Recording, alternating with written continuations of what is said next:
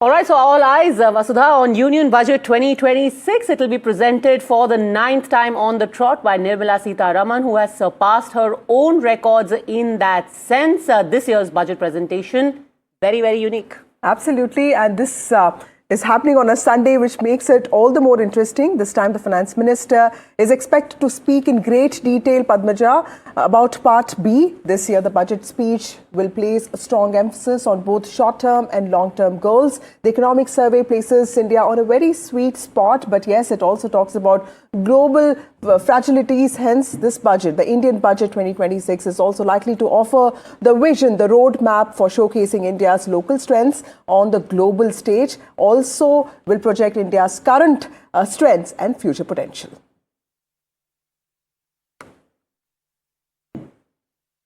All right, in fact, let's listen in to what the Prime Minister himself had to say about the state of the economy. What are the expectations from the budget? And remember, this comes at a time when you have got volatility across the world. Thanks to Donald Trump, the American president, people literally don't know what could hit them tomorrow. One never knows, because he is wielding the tariffs like some kind of personal arm, you know. Absolutely. Like he tells countries, I think I'm going to slap 50% tariffs on you. And in that situation, for a country to try and predict what the next few months are going to be like, extremely tricky yet extremely crucial.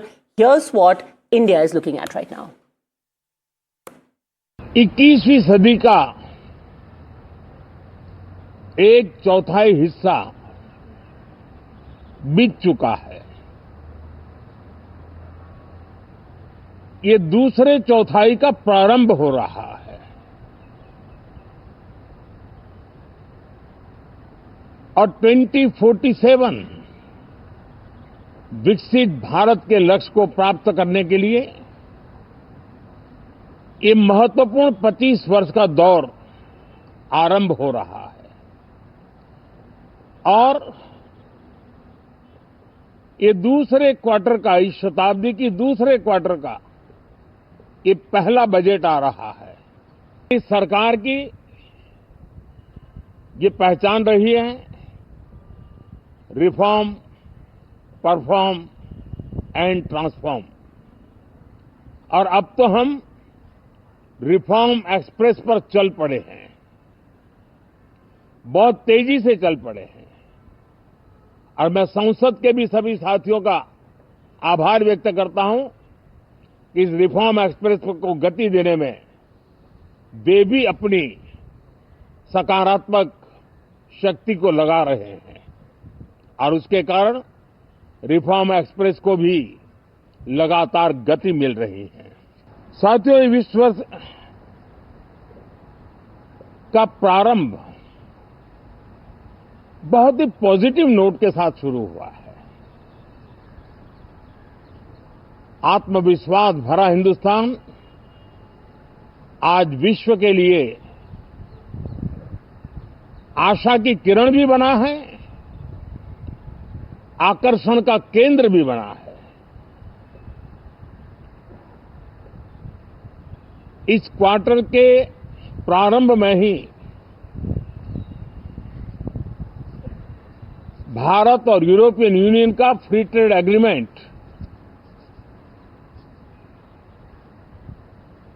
आने वाली दिशाएं कितनी उज्जवल है, भारत के युवाओं का भविष्य कितना उज्जवल है, उसकी एक झलक है। Well, Padmaja, there have been many positives this year. There has been good monsoon, and also growth rate is expected to be around 6.8 to 7.2%, which is actually much better than what the projections were last year. So clearly, India is in a sweet spot. The budget is going to, take note of all of this. But of course, there will be a balancing act between fiscal consolidation and reforms, is what we've been told. But most importantly, domestic issues. How should the government look at making the common man's life better is also something that the government... And at the same time, also about making their own political fortunes and the direction of their own political party. better, because again, a crucial year in terms of elections. Yeah. And last year we had seen a huge focus was on Bihar. So many measures that had been announced in the budget there. This time you've got 4 states, 1 UT going to elections, very crucial states as well. The stamp of that, the electoral stamp is also, so you've got to, on the one hand, balance what's happening globally, and on the other, domestic compulsions and political messaging as well. Absolutely. And while we talk about MSMEs, last time there was also a guarantee scheme that was issued for them. There was much focus on jobs, and this time that is likely to continue. But yes, special focus on exports, because that is a sector that has been impacted greatly by tariffs. But like Padmaja said, last time a Bihar package was announced that also led to a lot of political criticism. So we'll have to wait and see if the government is cautious about that. Tejshri, my colleague, joins us from outside the finance minister's residence. We also have Vijay Gopal joining us from Chennai, and we have Manogya joining us from Kolkata. Thank you all of you for being part of this. Tejshri, to you first. Usually there's a tradition, the finance minister leaves from her house, she goes to North Block, she goes to finance ministry, she also pays a visit to the president's residence, she pays a visit to the president, and then of course the cabinet meeting takes place, the cabinet approves the budget and the budget gets presented. When is the finance minister expected to leave from her residence?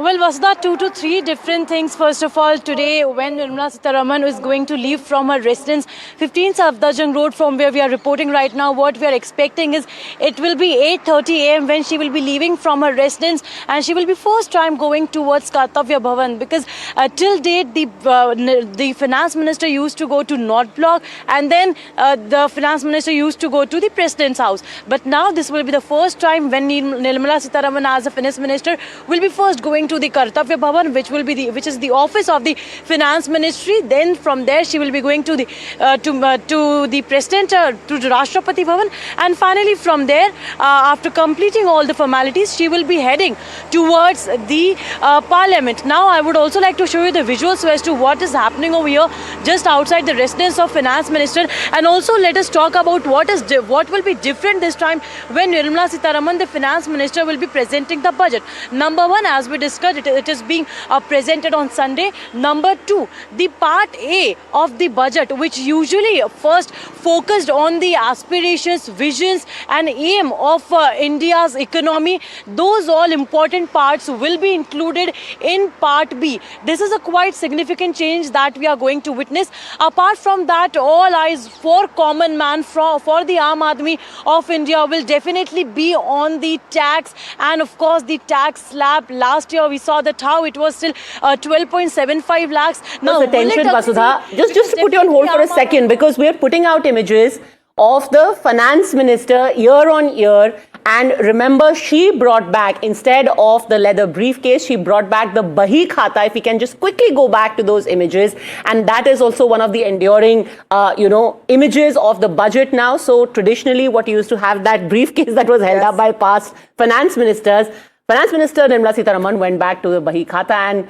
some talk also happens of the saris that she wears. Yes. She's worn a Kantha one year, she's worn a Mangalgiri sari, if I'm not mistaken. Absolutely. 1 year. Let's see what happens this year. Is it going to be, with a hat tip to Tamil Nadu, to Assam? I don't know. Maybe something about Bengal or something completely different. But let's also get in Manogya at this point. We were talking about part B of the budget, and that is going to be significant because it's not just about what has been achieved, but also the long-term goals that are now going to be elaborated upon, Manogya. More specifically, is this intended to be a message for countrymen who are wondering if the global volatility is going to affect our country as well? Why this historic move this time around?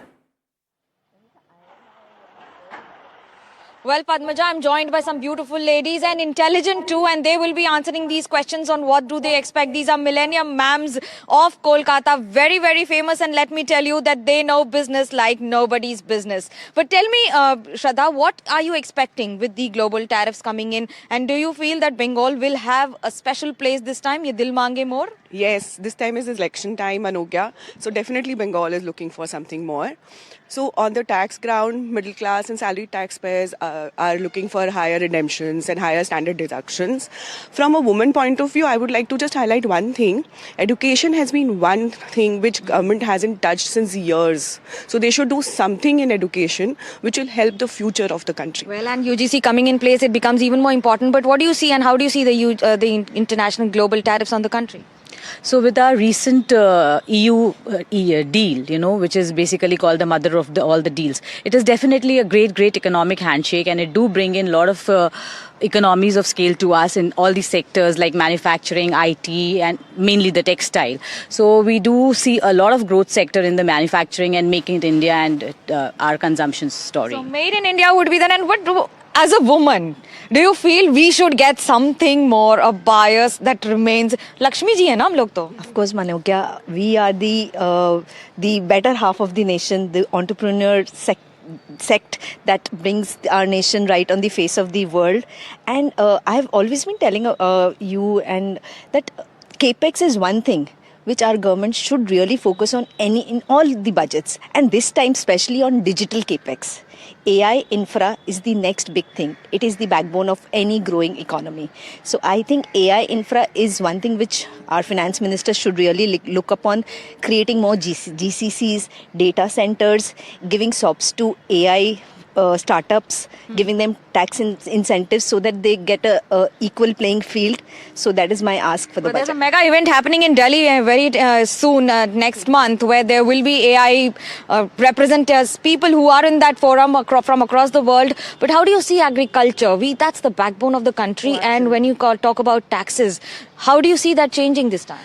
So if you look at agriculture, like you rightly said, there is a large population with a very small, contribution to GDP. So this is something that we need to look at in terms of how do we kind of reverse the trend. Manufacturing has had a lot of, impetus on that. We've looked at custom now, like you say, how do we look at customs duty? We have to also rationalize that to make us competitive on the world stage. We look at, when we look at this kind of situation, we'll look at some kind of, say, increase in duties to actually protect our home base and our strength, which is, of course, again, agriculture, which we've done with the EU FTA treaty. We have shown that we will we will protect something which is so important to the nation. So we will have to look at some kind of schemes which will actually help increase the yields in agriculture, as well as make agriculture a little bit more glamorous, where people then come back and start considering agriculture as an area which they can build their future on. So give me an idea on what do you feel, what should be the immediate effect on the consumer products this time? Looking at, again, inflation, they have the government has actually looked at bringing it down, and they have So very interesting from women here, and Padmaja, we'll get you more during the day on what people think, and especially the Lakshmi ji thinks for a Lakshmi ji presenting the budget this time. That's right. Thank you, Manogya, for joining us. Let me go across to Vijay Gopal now. Vijay Gopal joins us from another poll-bound state, this time from Tamil Nadu.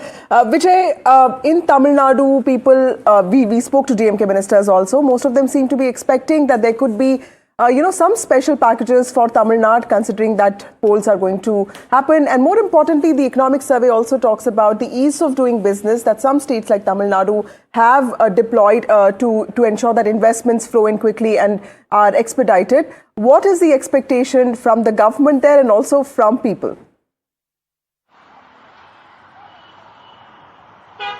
Well, sir, that's right. We are going to face elections in 2 months. And you remember, for past 3-4 months, there has been a huge narrative trying to set by DMK saying that there is a fiscal step motherly treatment in terms of allocating funds to Tamil Nadu. And even DMK criticized the union government in terms of there is a disappropriation gap in between what Tamil Nadu gives and what contributes and what it received. For example, take 2024 election, just before that, there was a massive narrative set by DMK. We pay 1 rupee for the nation, but in turn they are receiving only 29 paisa. So this is going to be very important budget. Like you asked, we have a group of people here. Let's ask them from them. So then first to you, what's your expectation on this budget? And we have elections also in 2 months. What's your expectation? we have a huge expectation on the railway projects because in Tamil Nadu, the railway project is not progressing. For new lines and the doubling projects, we need around 5,000 crores. Then only the land acquisition can be done. And many projects are in abeyance. That has to be removed. Then only the spending can happen. Previous years, they allocated some funds, but it's not happening because of abeyance. That has to be removed. And same way, station development is also very crucial. Tambaram station needs alone 900 crore allocation. Recently, it has been approved by the railway ministry. So we need an allocation for Tambaram railway station and the metro projects also. Metro is very important point, right? Because there has been a huge campaign from DMK saying that the union government is not giving permission to Madurai and Coimbatore metro, and there are still pending metro project for Chennai also. Yes, the Coimbatore and Madurai metro projects, the statement, it was population was an important criteria given, but we see that is not important criteria because states, some towns with lesser population also got approval of metro. So it's high time they should approve the Coimbatore and Madurai. And same way in Chennai, very crucial, airport to Kilambakam, 150,000 people are traveling, so they need metro.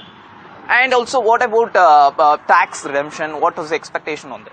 See, I would look at a major tax reform. See, the market is volatile, right? Like be it business or salaried individuals. So what happens is when I earn high, okay, I'm able to pay tax. Okay, but the market is volatile and then 2 years down the lane, say I'm jobless or the business goes down for various reasons, right? So what happens, like the taxpayer is left to suffer. Okay, so I would like to see a reformation where it can be a rolling tax methodology where so you are expecting rolling tax methodology in terms of tax reform. So what's about infrastructure projects, Chennai for such cities, Chennai and other cities, metropolitan cities? See, we need a more number of public health centers in the rural and urban locations and as well as in the metros and urbans, and we need a better infrastructure and as well as facilities in the general hospitals. So that's more important, I feel it. Okay, so what's your expectations in terms of water resources like you? இந்த பட்ஜெட்டில் என்னோட எதிர்பார்ப்பு நீர் மேலாண்மைக்கு சிறப்பு திட்டங்களை உருவாக்கி அதுக்கு சிறப்பு நிதி ஒதுக்கணும். அதாவது ஒரு நாட்டோட பொருளா. Okay, so here people are sharing their opinion saying that from metro project, railway project and also tax reformation, and a person also spoke about more expectation on water resource department also. All right, stay with us. We'll request all of our colleagues to stay with us because through the day, as the budget highlights come in, we'll keep coming back to you for the latest reactions as well. But what is it that makes the budget this time around very unique? We have spoken at length, of course, about how Part B of the budget is also going to be given a lot of prominence this time around. But there are other features as well. So let's quickly take you through some of the major things that are going to set the budget of 2026 apart, other than the fact, of course, that it's happening on Sunday, which means that the government is working, the markets are open, and of course, we are working to have you glued to NDTV through the day. Part B of the budget takes center stage. Unlike the past, there's going to be detailed focus on Part B, which is going to dwell on what the future roadmap is like. What is the long-term vision? It's not just the short-term goals, but the long-term vision is also going to be elaborated upon. Let's quickly go through this so that we can tell our viewers what is expected now. Immediate priorities and future goals are outlined together, like I said, in Part B. Along with that, the roadmap for the next century, economic vision as we enter the second quarter of the 21st century. In addition to this, of course, local to global push, showcasing India's local strengths on a global stage. Remember, especially after the tariffs have kicked in, the 50% tariffs slapped by Donald Trump, the Prime Minister from multiple stages has spoken on Swadeshi, vocal for local. Of course, that has been a mantra for the last decade, but now even more importance given to it. Present power, future potential. It highlights the current capabilities and the growth potential.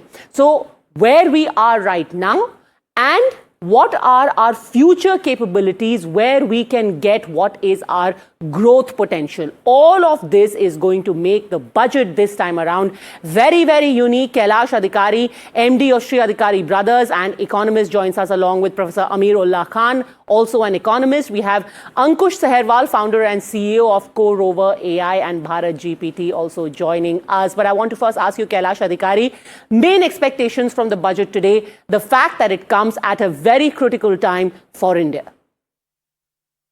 Absolutely, Padmaja. Good morning to everyone. Good morning. Firstly, it's a great moment for all Indians, as well as Honorable Finance Minister, who's presenting the 9th consecutive budget. It is no mean feat.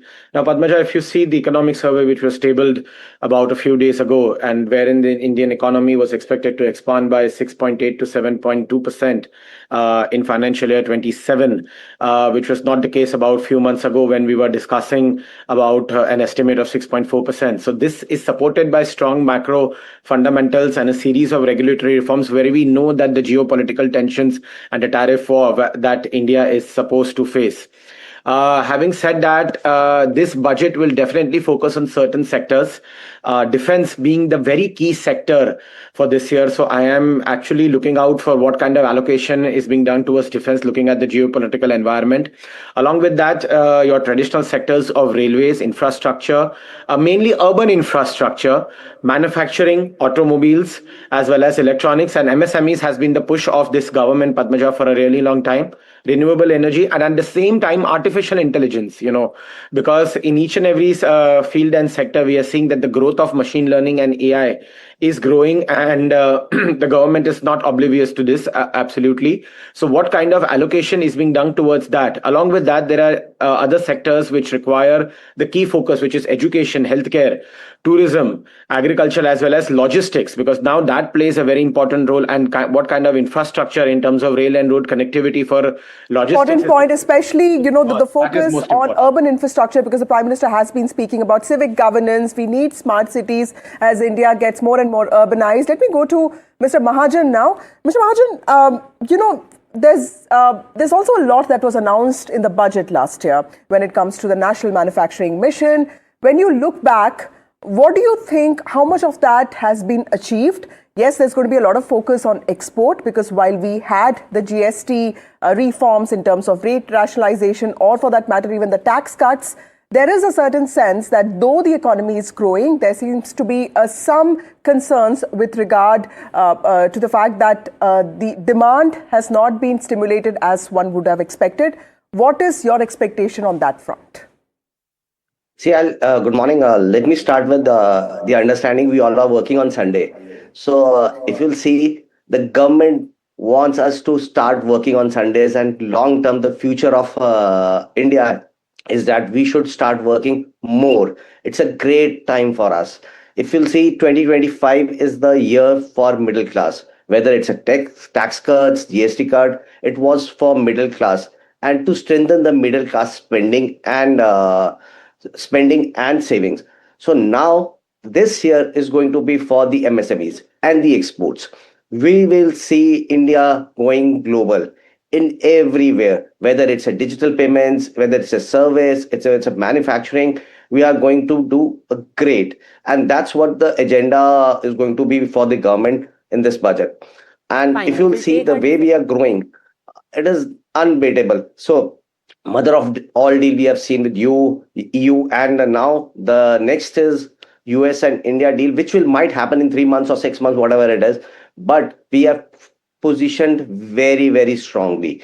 It's time for all of us to start hard working. Sunday is the, Modi ji, whatever he does, he... Shehzad Poonawalla here, BJP spokesperson. Shehzad, the government has... First, let's confirm with Shehzad Poonawalla. Does the government now want us to start working on Sundays? Because I think that early morning from Rohit Mahajan has worried a lot of us, Shehzad Poonawalla. Yeah. Mr. Mahajan thinks it's a great thing. I'm not sure about the rest of us. Are you now going to make us work 7 days a week, Shehzad Poonawalla? I don't agree with that. Please say no. Padmaja, when you are serving the people, then there is no off day. But when you take it as a 9-to-5 job, then like Rahul Gandhi, you want more vacations and less work. So it depends whether you're in service mode or whether you're in corporate. You focus on budget. No. Since you brought up the issue of holidays, and when you say holidays, the first name that comes to my mind is Rahul Gandhi. But having said that, this government takes no days off, because building this country brick by brick is a 24/7 by 365 day job, and last 11 years we've been doing exactly that. And if you see, to come to what will be in the budget, we first have to see what has been tabled in the economic survey. And as far as the economic survey is concerned, there are 3 or 4 very big indicators. One, that we remain the fastest growing large economy in the world. We have very good growth prospects in the medium to long term. Second, that we are in a Goldilocks moment wherein we are having historic low inflation. Third, we have not abandoned the path of fiscal consolidation and we have resisted going down the path of populism. That means Modi ji has made good economics also to be good politics, and we don't consider our economic decisions based on political decisions alone. And fourth, we have seen that there is a strong comeback of private consumption. And fifth, this government story has been about investing high in infrastructure and in Capex. And therefore, let me give you a small mantra which I think will be the mantra of this budget too, which has been the mantra for the last so many budgets. It's going to be a Gita budget. Now, Padmaja, many people will get offended by the word Gita, but let me explain what Gita stands for. Gita means G for growth, I for infrastructure, T for technology investments, and A for Atmanirbhar Bharat. So this is going to be something that we are going to focus on. It's going to be a budget that accelerates growth. At the same time, in the last 10, 11 years, we've given historic relief to the middle class, whether it's the cuts in direct taxes, whether it's the GST relief.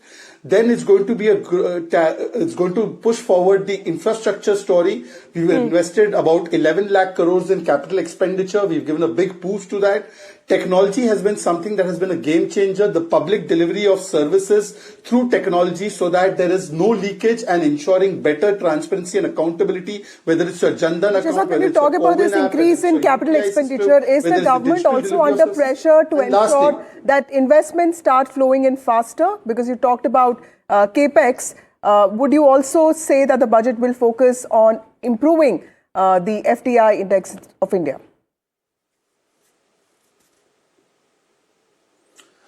Well, see, by and large, the story of India has been a positive one, and you can't take out and see things in silos.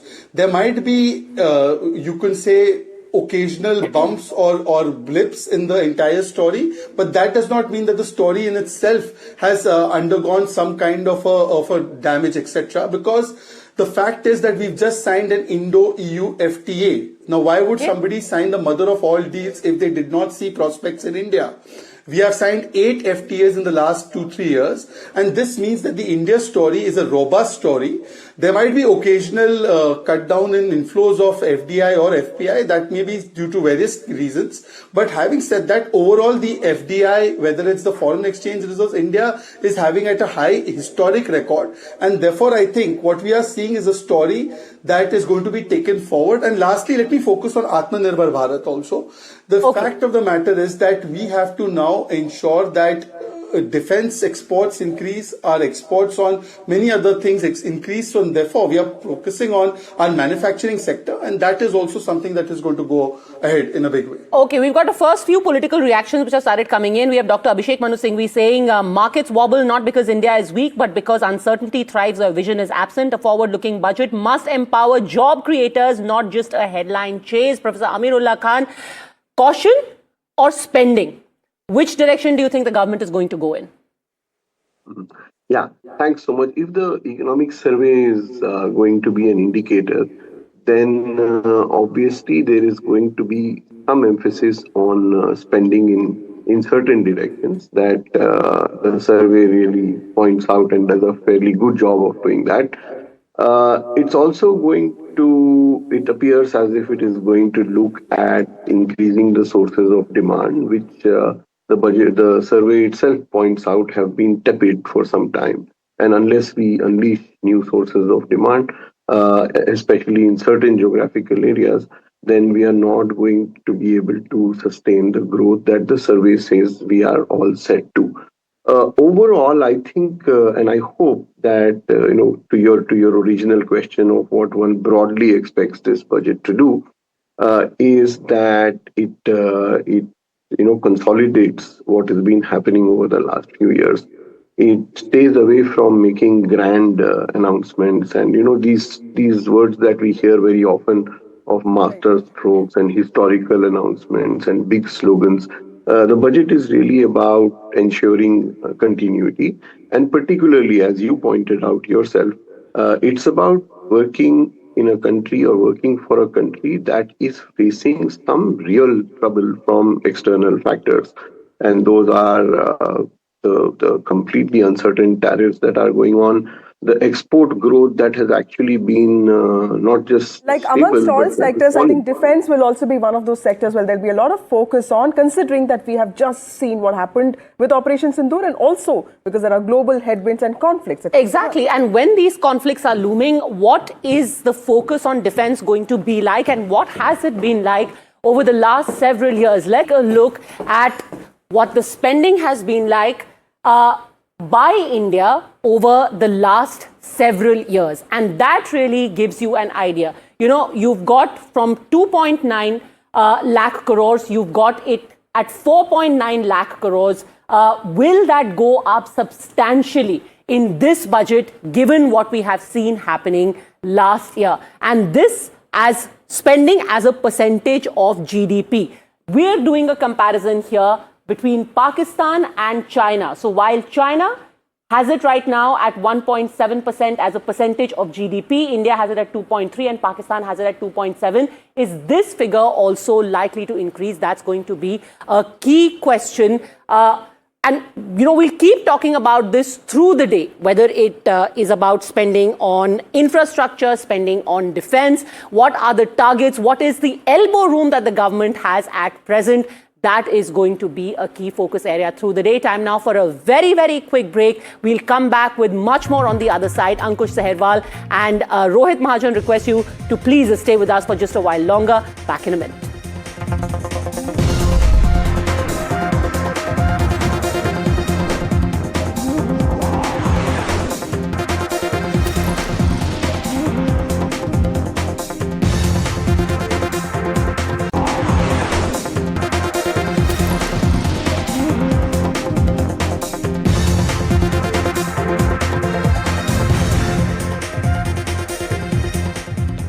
Welcome back. We at NDTV are all set for the Indian Budget 2026 to be presented. Nirmala Sitharaman, the Finance Minister, is expected to leave from her residence soon, and she will start speaking at 11 a.m. And Padmaja, the emphasis this time is on also projecting India's growth story and also economic vision for future years. But yes, the economic survey has already come out, and it has talked about India being a sweet spot in an increasingly fragile world. V. Anant Nageshwaran, the CEA, spoke on this, and this is what he said.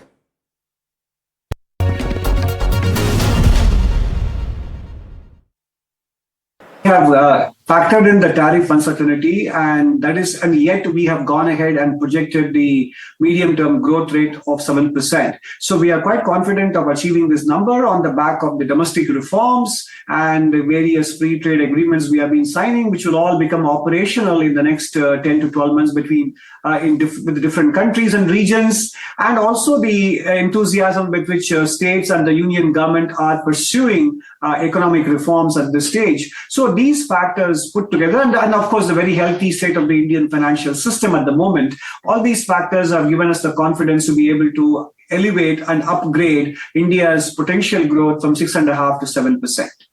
Sir, as you rightly pointed out, and during your briefing also, a series of FTA has been signed by India, and the recent one is with European Union, and that is going to open access to the larger market. We are talking about 27 countries. The survey did mention about the India-US deal as well, hoping to be closed soon this year itself. What led to that confidence in the survey? Are you being optimistic about it, or is there any rationale behind it? No, we are expressing the hope that it will be done. So we don't have any crystal ball, nor are we saying we attach a particular probability to it. It's a hope that we have expressed. But our forecasts are not dependent on any of these things materializing. They are independent of that. If these things materialize, then we will become even more comfortable about our growth numbers. All right, thanks very much, Ankur Sabharwal, founder and CEO of Core Over AI, continues to be with us. Your initial expectations, lot of hope, especially after the economic survey. The consensus seems to be that things are looking good for India despite what is happening all around the world. Do you think that is going to be the story continuing into 2026 as well? Absolutely. I think the kind of opportunity which we have, I think the whole world has now. I think once in lifetime, I think it's even beyond that. I think once in 4 centuries, I think it is said, I've not seen, we were the richest around 400 years ago. I think this is an opportunity we can reclaim that. All other sectors, defense, agriculture, healthcare, I am probably not the expert, and I think government would take the measures considering the expectations of businesses and citizens, and also manage the physical deficit. But I think the kind of opportunity we have on AI, 2 aspects. One is we as a technology provider in AI, and also the consumers. If we consume AI well, from the government side, from the businesses, and from the consumer side, I think we'll be able to leverage AI and benefit every sector possible in mankind. I think Ankush, all the numbers. Government spending on AI for its own needs increasing this time, because that seems to also be a probability, the use of AI in government's own schemes, programs, and working. Yeah, so I think we yet have to see that. Yes, we see the early signs of consumption. It's huge push, by the way, from the government to help us as technology companies create AI platforms. India AI mission, it's a great success. But I think now we have some technology. We'll continue building the technology. But on the consumption side, I think the more probably the grants and the benefits, instead of giving to us, besides giving to us technology companies, if they are given to the consumers and the businesses adopt, I think we will see a major turnaround in all aspects. All right, Ankush Sabharwal, thanks very much for speaking to us right here on NDTV. What is the focus on AI in other crucial sectors going forward?